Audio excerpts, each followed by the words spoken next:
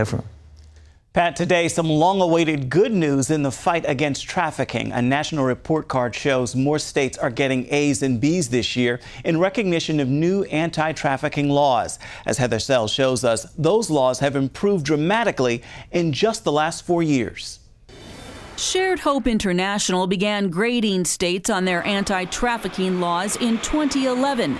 Simply put, the states bombed, with failing grades going to more than half. In just 4 years, state lawmakers have responded, passing laws that impose heavy penalties on both traffickers and buyers.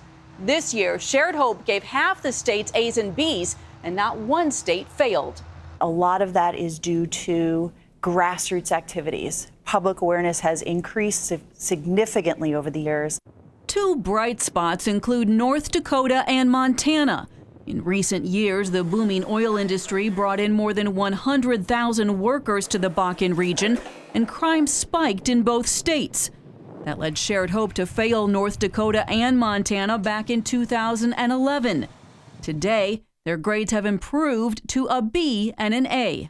With improved laws and greater enforcement, buyers and traffickers become aware that this is a much riskier endeavor to engage in, and it will deter demand and trafficking.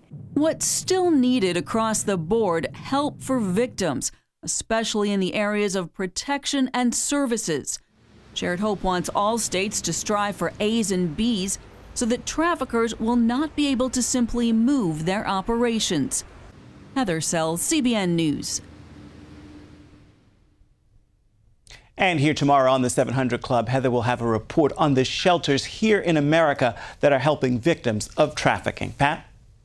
Well, I appreciate that very much. And listen, Regent University has got a Center for Global Justice training lawyers how to deal with these things in the courts, not only in America, but overseas. You see, the thing that we have done, the trafficker takes these poor girls and puts them into these situations, forces them, beats them, starves them, abuses them, and then puts them out on the street to sell themselves. And the police pick up the girls and put them in prison.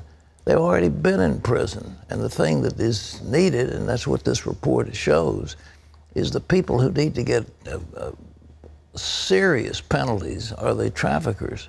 I have no patience whatsoever for these global traffickers. They're obscene, they're vicious, they're evil, and if we could do so legally, I think there'd be no compunction in my part whatsoever in gunning them down like dirty dogs. They're awful. What they do to these women is beyond belief, and it is strictly for money, and it turns out that selling a girl over and over again is a whole lot more profitable than selling heroin or cocaine or crack or any of these other drugs. So they go to prostitution and they import these girls. And I remember I was over in Thailand and went to an orphanage that we were helping and met a young girl. She was about 17, and she was there.